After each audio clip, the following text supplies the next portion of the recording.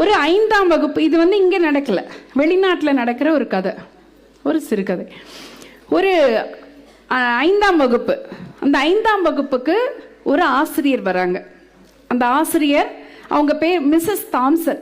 அவங்க ஆசிரியர் வராங்க. வந்த அன்னைக்கு என்னன்னு சொல்கிறாங்கன்னா, பிள்ளைங்கிட்டலாம், நான் யாருக்கிட்டேயுமே பாரபட்சம் பார்க்க மாட்டேன், எல்லா மாணவர்களும் எனக்கு ஒன்று தான், எனக்கு பார்ஷியல்னா என்னன்னே தெரியாது, எல்லா ஸ்டூடெண்ட்ஸும் ஒன்று தான். 40 பிள்ளைங்க இருக்காங்க அந்த கிளாஸில், 40 பேரும் எனக்கு ஒரே மாதிரி என்னுடைய பிள்ளைகள்னு சொல்லிடுறாங்க. ஆனால் ஒரு பையனை பார்த்தா அவங்களுக்கு பிடிக்கல. அந்த பையன் முன்னாடி ரோல உட்காந்துருக்கான். அவன் பேர் டெட்டி. அந்த பையனை பிடிக்கல. ஏன் பிடிக்கல அப்படின்னா, அந்த பையன் ஒழுங்கா தலை சீவலை, நீட்டா ட்ரெஸ் பண்ணிக்கல, கசங்கி இருக்கு, அழுக்கா இருக்கு, புத்தகம் எல்லாம் நீட்டாவே இல்லை.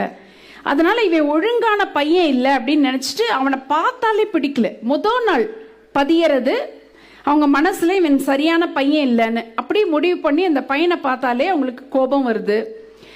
எக்ஸாம் பேப்பர் இருக்கும்ல, அந்த தேர்வு தாள், விடைத்தாள், அதை எடுத்தாலே அந்த பையன் தப்பா எழுதியிருந்தா அதை மட்டும் பெருசா அந்த ரெட்டில் இன்ட்டு போடுறது. இப்போ நீங்க நல்லா எழுதினா குட் போடுவாங்க, நல்லா இல்லைன்னா புவர் போடுவாங்கல்ல, அது மாதிரி அந்த பையன் ஃபெயில் ஆயிருந்தான்னா சொன்னா எஃப்னு எல்லா பசங்களுக்கும் தெரிகிற மாதிரி போடும். ஏன்னா அந்த பையனை பிடிக்கல அவங்களுக்கு. அந்த அந்த வருஷம் முடிவில் வெளிநாட்டில் என்னன்னா, ஒவ்வொரு வருஷம் முடியும் போதும் ஒரு பையனுக்கு, இப்போ 1ஆம் கிளாஸில் படிக்கிற பையனா 5ஆம் வகுப்பு வரைக்கும் அந்த பள்ளிக்கூடத்தில் வகுப்பு இருக்குன்னா ஒரு பெரிய ஃபைல் மெயின்டைன் பண்ணுவாங்க. ஒவ்வொரு வருஷம் டீச்சரும் முடிக்கும் போது அந்த பையனை பற்றி ரிப்போர்ட்டை சப்மிட் பண்ணுவாங்க. அது மாதிரி அந்த வருஷம் முடிய போகுது, 5ஆம் கிளாஸ் முடிய போது, பாதியில் அந்த பையனை பற்றி ரிப்போர்ட் சப்மிட் பண்ணணும்.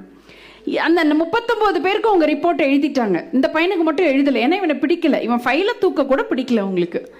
சரின்னு அந்த ஃபைலை எடுக்கிறாங்க, வேற வழியே இல்லை, கொடுத்து ஆகணுமேன்னு சொல்லிட்டு எடுக்கிறாங்க. எடுக்கும் போது பார்க்குறாங்க, 1ஆம் கிளாஸ் டீச்சர் எழுதியிருக்காங்க அந்த பையனை பற்றி. டெட்டி ரொம்ப நல்ல மாணவன், ரொம்ப நீட்டாக ட்ரெஸ் பண்ணியிருப்பான், நோட் புக்கெல்லாம் அவ்வளோ சுத்தமாக வச்சுருப்பான், அவனை மாதிரியான ஒரு பையனை பார்க்கவே முடியாது, ஐ மிஸ் யூ டெட்டின்னு போட்டிருக்காங்க. முதல் இவங்களுக்கு அப்படியே குழப்பமாகுது. ஏன்னா இவங்க என்ன நினச்சிட்டு இருக்காங்க, ரொம்ப மோசமான பையன் நினச்சிருக்காங்க. அடுத்து 2ஆம் கிளாஸ் ஃபைல் 2ஆம் கிளாஸ் ரிப்போர்ட் எடுக்கிறாங்க. 2ஆம் கிளாஸ் டீச்சர் எழுதியிருக்காங்க, அபவ் ஆவரேஜ் ஸ்டூடெண்ட் டெட்டி, அவனை சுற்றி எப்பயுமே பசங்கள்லாம் இருக்காங்க, அவங்ககிட்ட சந்தேகம் கேட்டால் கூட அவன் அவ்வளோ நல்லா சொல்லி கொடுக்குறான், ஆனால் அவங்க அம்மாவுக்கு உடம்பு சரியில்லைன்னு நினைக்கிறேன் அப்படின்னு அந்த ரிப்போர்ட்டு எழுதியிருக்கு. அடுத்து 3ஆம் கிளாஸ் டீச்சர் எழுதியிருக்காங்க, டெட்டியோடைய நிலைமையை நினச்சா கஷ்டமாக இருக்குது, அவங்க அம்மா படுத்த படுக்கையாக இருக்காங்க, டெட்டி அடுத்து என்ன ஆவான்னு தெரியல அப்படின்னு எழுதியிருக்காங்க. 4ஆம் கிளாஸ் டீச்சர் எழுதியிருக்காங்க, அவங்க அம்மா இறந்துட்டாங்க, அவங்க அப்பாவும் அவனை கண்டுக்கவே மாட்டேங்கிறாரு, அவங்க அப்பா இன்னொரு கல்யாணம் பண்ணிக்கிட்டாரு, இந்த பையன் யாரும் இல்லாத ஒரு அனாதை மாதிரி இருக்கான், ஆனால் இந்த பையனுக்கு பள்ளிக்கூடம் அவனுடைய நண்பர்களுக்காக வர்றான், இல்லைன்னா அவனுடைய வாழ்க்கையே இருண்டு போயிருக்கும். இது யாரும் எழுதியிருக்கா? 4ஆம் கிளாஸ் டீச்சர் எழுதியிருக்காங்க. இவன் இப்போ என்ன படிக்கிறான்?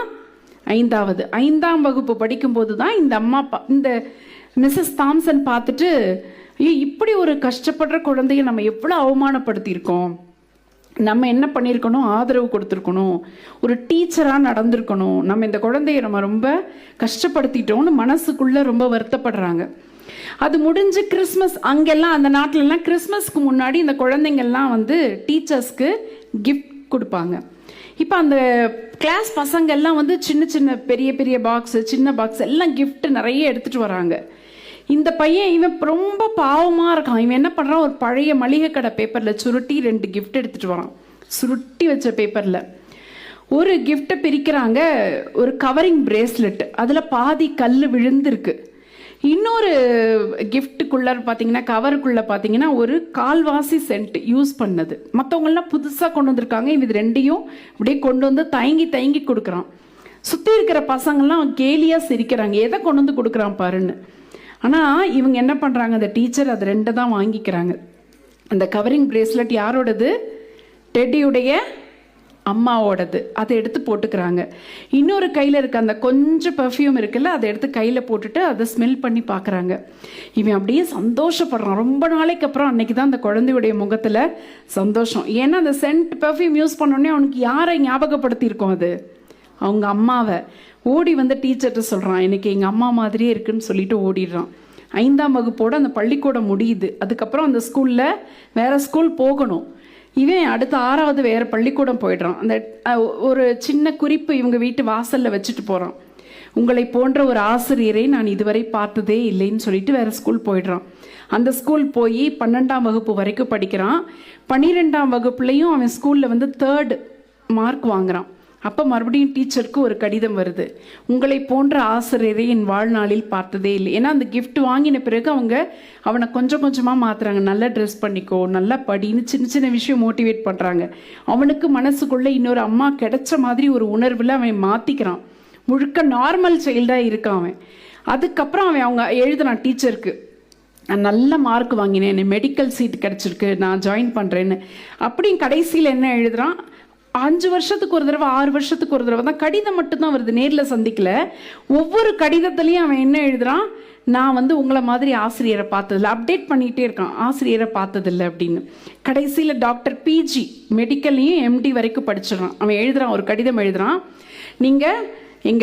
எனக்கு நான் இப்போது எம்டி முடிச்சுட்டேன், எனக்கு திருமணமாக போகுது, ஒரு பொண்ணை விரும்புகிறேன், எனக்கு திருமணமாக போகுது, நீங்கள் இந்த திருமணத்துக்கு முதல்ல வரணும், அப்பாவும் இறந்துட்டாரு அப்படின்னு சொல்கிறான். அந்த டீச்சர் வயசாயிடுது, ரொம்ப வயசாயிடுது அவங்களுக்கு. அவங்க அப்படியே வராங்க, அந்த திருமணத்துக்கு வராங்க. திருமணத்துக்கு வந்த உடனே இவனை பார்த்த உடனே அவங்க ஆற தழுவி கண்ணீர் வடிக்கிறாங்க. அப்போது அவங்க கையில், ஒரு கையில் அந்த பழைய பிரேஸ்லெட், இன்னொரு கையில் அதே பெர்ஃப்யூம் ஸ்மெல்லு. அவன் ஒரு சீட்டை காட்டுறான், அந்த சீட்டில் மதர் அப்படின்னு போட்டிருக்கு, அங்கே உட்கார வைக்கிறான் அந்த டீச்சரை. அப்பையும் அவன் சொல்கிறான், உங்களை போன்ற ஒரு ஆசிரியரை என் வாழ்நாளில் நான் பார்த்ததே இல்லை அப்படின்னு சொல்கிறான். அப்போ அவங்க சொல்கிறாங்க, உன்னை போன்ற ஒரு மாணவனை நான் என் வாழ்நாளில் பார்த்ததே இல்லை, என்னுடைய மனமாற்றங்களுக்கு முழுவதும் காரணமானவன் நீதான், இல்லைன்னா நான் வேற ஒரு ஆசிரியராக இருந்திருப்பேன், என்னை ஆசிரியராக நடத்தினதே நீதான் அப்படிங்கிறாங்க. இப்படி எத்தனையோ சம்பவங்கள், உயிர்ப்பான சம்பவங்கள் ஆசிரியர்கள் மாணவர்களுக்கு உள்ளார கூட இருக்கு.